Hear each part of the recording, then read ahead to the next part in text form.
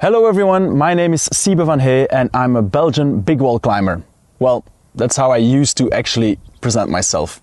In this series, I would like to present myself as just Siebe, a normal guy that has doubts, a lot of fears, and that carries a backpack like any one of us. What most people don't know about me is that I struggle with a lot of mental health issues.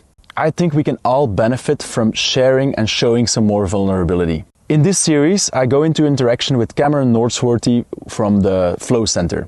Cameron has been my coach, my mental coach, and has been supporting me through a lot of mental health issues on climbing level, but also in private life. In this series, I would like to talk about topics that we're all scared to talk about. And I will start. Enjoy.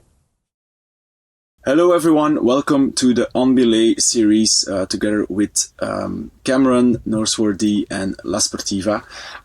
Here's Cameron. Hello Cameron. I'm super psyched to start this actually. I'm a little nervous, but this is what it's all about. I'm sharing vulnerability, and I'm gonna share straight away that I'm a bit nervous for this. But first of all, I know everyone has this idolized idea of a pro climber, and I've been approached many times as this great, strong climber, big wall climber, and I have this image. And I also post a lot about my performances on Instagram, and I'd like to give a more honest view on my life and just a life as a climber, and talk about the climbing community and how I actually feel that there can be a little bit more vulnerability and sharing actually. But this is what I want to start talking about. So the first episode, this one will be about vulnerability mainly and the mental side of climbing. Then the second will be about pressure and how to deal with the fear of failure and putting pressure on yourself to always perform. The third episode is about low motivation. How do you manage fatigue and burnout, and how do you admit and show also that you're not motivated, and the fact that it can be okay not to be motivated to go climb, to go out, that it's maybe okay to just lay in bed and don't do anything of your day. Then a fourth episode will be about restlessness, the itch to climb always, the need to always climb, and maybe not even the need, but like the feeling you have to climb, you have to go for it, you have to go out. And then the last episode, the fifth episode for now, will be identity. So how climbing can become all-consuming, and you identify yourself with your performances, with what you've done in climbing, who you are, how you're seen, and definitely as a pro climber as well, the image you have as a pro climber, and you identify yourself with this part of your life. So we're going to kick off this episode with talking about the importance of the mental game and mental health in climbing and just in general. I still really believe that the mental health and mental game of climbing is still a bit taboo. And I think the climbing community can benefit a lot more from sharing some more openness, sharing some more vulnerability, doubts, when you're scared, when there's fear of failure, fear of falling, when there's competitiveness. I think sharing these emotions, these thoughts with your climbing partner can help the climbing community to create a little more of a safe environment, but also can help yourself in your bumpy road in your life, I think, to become a better climber, a better person. For example, I have this one example. I want to start this episode with a little story, the story of the first year when I tried the downwall with Sepp Bert, the other Belgian climber, who right now also did, he sent the downwall beginning of this year. So very strong, very happy for him. But it's a very good story because we started climbing on the downwall and we were very intimidated, but at the same time a little arrogant. We were like, okay, we can do it. We're good climbers. We're very strong. And we even thought about doing it ground up. And actually after several weeks climbing together, I could feel kind of like a competitiveness or like a comparison. We compared each other. Sometimes I had a really good day and then he was a little bit more grumpy, and sometimes he had a really good day and he did all the moves of the crux pitch, and I was like a bit grumpy and like, I don't know, like not really happy for the other person. And I think it's completely normal to feel this and to see like, okay, someone is doing really well and that's really nice. But at the same time, I think it's very important as well to like admit this and to try and talk about it. And as soon as we started talking about this, for me, there was some kind of freedom, some kind of openness that was created. And I really remember very well, we were down, we were taking a week off of the downwall, and we were just talking about this, and I felt really happy about like being able to just share that I was feeling some jealousy when he did the moves, and the funny thing was that he had exactly the same, so he said the same to me. Like I'm like, yeah, counts for me as well, you know. Like when I feel you're doing super strong, I feel a little bit down as well. So that was created some kind of openness, and I think this is something I learned a lot from.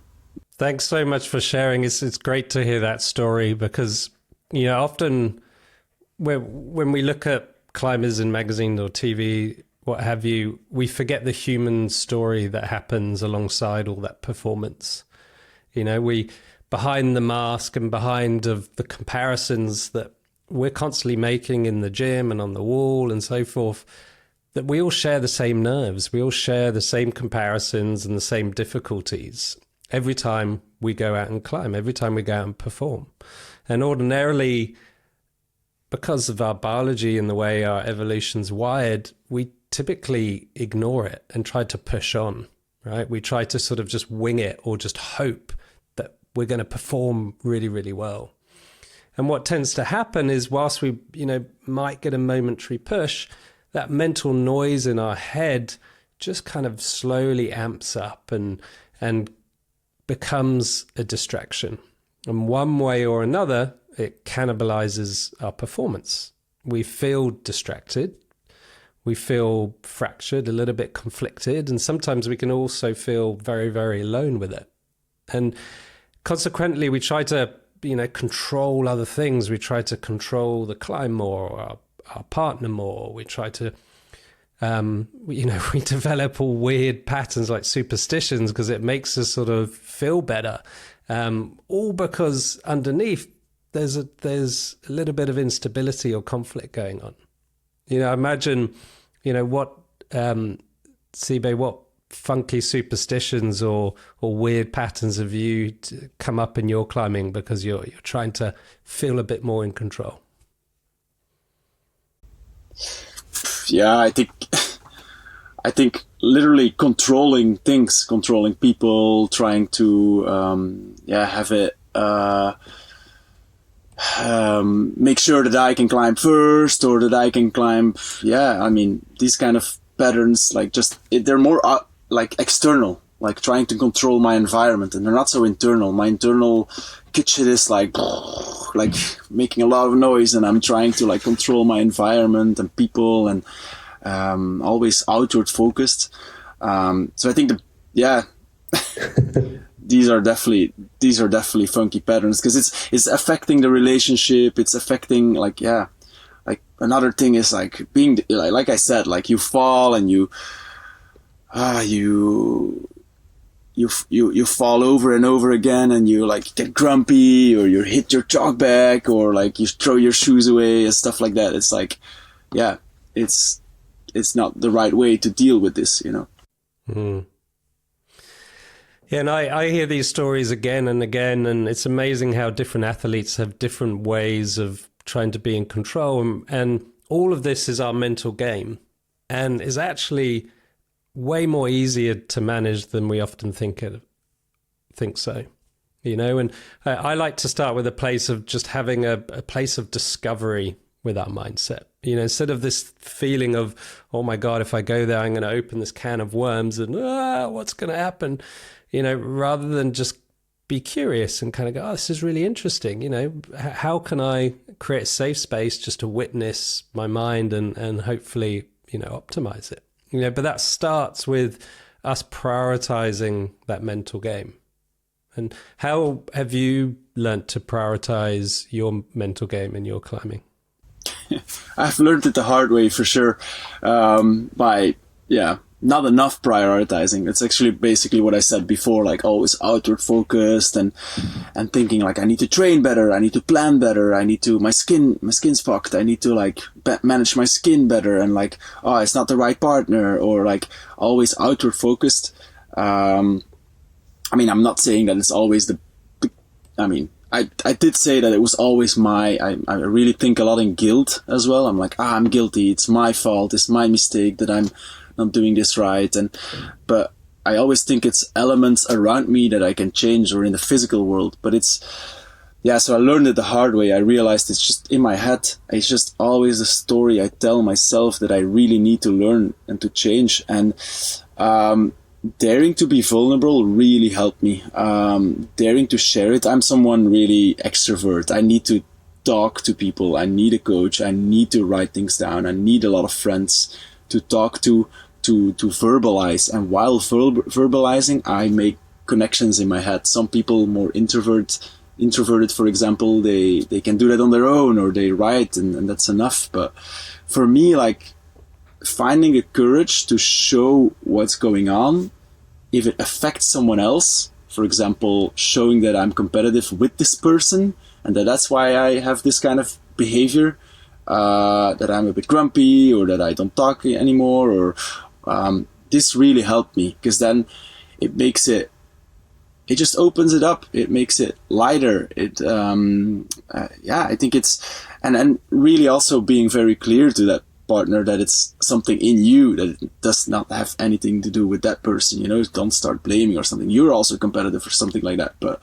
yeah, showing courage to share really in the moment what is going on. And not like, I think I feared a lot as a pro climber as well, from like, what do other people think of me? I need to stay happy, motivated, positive. And then it was even worse, because I started being frustrated about, screaming or something. And then, screaming is a frustration. There's an energy that needs to get loose, or you need to somehow connect with it and accept it. But the fact that you're like, I cannot scream, or you put it all in, it's like crying. It's the same thing, like sometimes crying feels really well, like it feels really nice. So I think it's a little the same. And then by sharing, by making it vocal, for me, that's really something that helped. Yeah.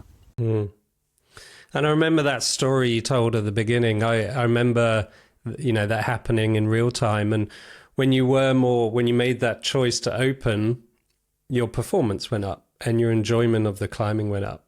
And the mental game can be more relevant for the more elite climbers, but it's just as important and just as helpful for people learning to climb. There's so much distraction that can occur, and we often tend to associate this high performance with this resolute strength, but what actually is that strength? Historically, we've often thought that strength is able to sort of push down these distractions, pretend our negative thoughts don't exist, or try to sort of push down or avoid unhelpful feelings. And over time, what we're really starting to realize in sports psychology is that actually that couldn't be further from the truth. What is strength is actually that internal security. When we're insecure, we get rattled really quickly. We start to question things. We start to doubt our own ability, or the equipment, or the rope, or our partner, and we start to become protective. And then we cannot then be at the same time be open to prospect, have the opportunity for success and take risks. And so it's when we allow that intimacy with our mental game and our emotions that we can feel safe about exploring them and letting them come and go, and it's just another thought, doesn't necessarily mean much, and they stop becoming distractions. And that kind of psychological safety that we talk about a lot helps us to build an environment that allows us to feel relaxed, to become agile and refocus on that next hold, and so forth. So how how have some of these elements of emotional intelligence and creating a safe space, how does that show up with your mental game and your climbing these days? Oof, another hard question, Cameron. Honestly, it's still very hard for me to allow intimacy with my emotions and to not fight against them. Yeah, I think it's hard to observe the negative self-talk. I mean, I'm starting to observe this negative self-talk, and I see the fear of failure as well on the spot when I'm climbing. But it's still really hard to like change this habit, because it's a habit embedded in my being, and not only in climbing, just in myself. In general, I don't have so much self-security, like I said before, and I do have quite a good facade, you know, and I look very self-secure, and people always think I'm very solid internally. But honestly, yeah, I mean, just as an example, as a kid, I used to scream a lot, get angry when I couldn't climb, finish my climb, kick the rock. I talk super negative about myself, and I mean, I still do at some points, and I noticed that it's like completely counterproductive. It just doesn't work. And yeah, in my climbing, I noticed that I still need to out these negative emotions by screaming and this frustration. Ah! No! ¿Pero qué? What the fuck? No, loco! No! Ale! Of course, I don't want to like bother people, but I noticed that like screaming when I fall like really hard is a good thing, as long as afterwards you laugh, and I mean, or you don't take yourself too seriously. It's good for it, and you don't bother anyone else. But yeah, I'm still working really hard on this emotional intelligence and this internal security. It's not easy to change this negative self-talk and to just start observing these feelings of fear and self-doubt without any judgment, mainly. I think for me, creating a safe space, so I'm trying to create a safe space, internal safe space, and connect with my emotions in a better way. And the best way is to lower my expectations and really approach a route out of curiosity and eagerness to grow and to learn. And I just know that I'm gonna be frustrated at a certain moment, or there's gonna be negative self-talk popping up, but I just know that it's coming. It's just me. It's just a matter of like knowing that I can also stop it, that I can take a step back. So that's the next thing I actually often do, is like when I'm really into this, like I need to do it and I need to give it a try, and really over focused and over like only perseverance and very hard on myself, I need to take a step back completely and really pull out and just take really some time for myself and be mild for myself, do something else, change my ideas. Another thing that really works well is just verbalizing it to my climbing partner, like I feel stressed, I put so much pressure on myself, and where it comes from, and just start a conversation. I mean, I'm quite an extrovert person, so I really like this, you know. And also then it takes away this like taboo of talking about it, or like you're not trying to hide that you're stressed, because people feel it that you're stressed, you know. So yeah, that's for me a good way to deal with it as well.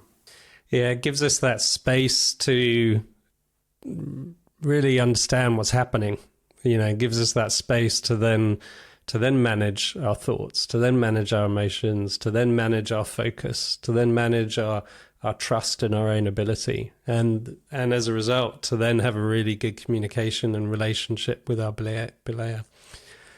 You know, what came up for me when you were talking was this idea of an authentic performer, you know, where we're filled with pressure all the time, right? It might be the pressure of the move, or arms starting to pump, or it might be that we've got to socialize with everyone in the crag, or it might be just the pressure of our own mind. We have to get to the top. We must summit.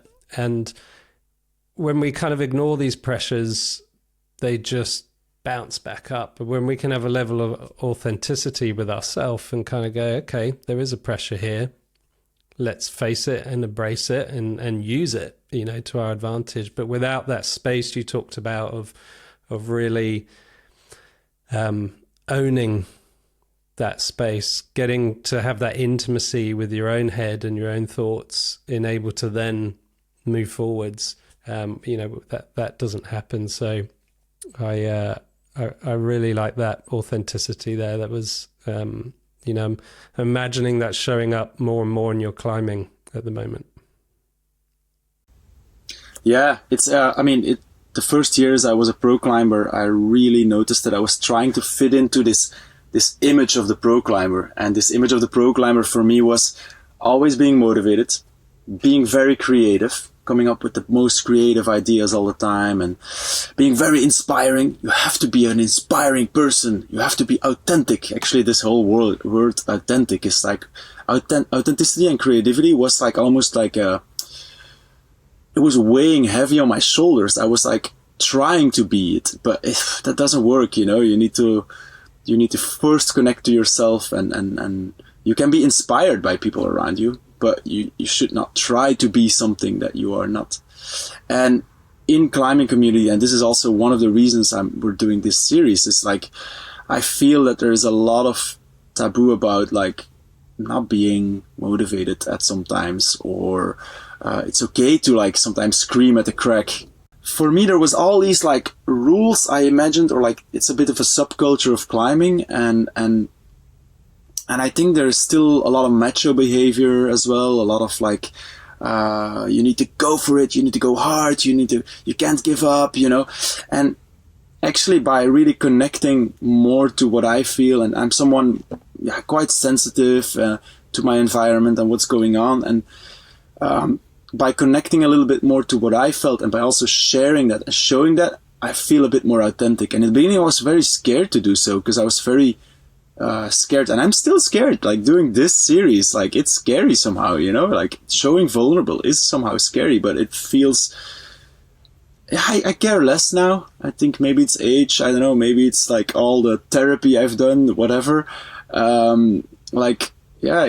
I care a little bit less. Like, okay, there will be critics on what I say. There will be critics on the image I give, but I really believe, and this is what I feel that is, makes my practice as a pro climber a bit more authentic. I really believe that showing some more vulnerability, can I say, or like what's going on, like helps you to connect more with your emotions, helps people to talk about it, and to connect, create a safer place for climbing, create a safer place for personal development as well, and also more fun. I think it can definitely be more fun and more interesting and less superficial.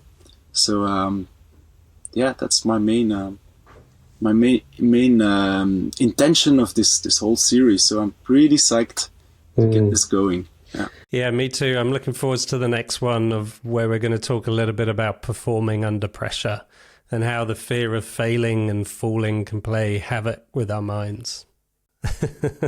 Thank you so much, Cameron, for your input. It's very much appreciated, and I'm pretty sure everyone that's watching this also appreciated it a lot. So looking very much forward to the next episode.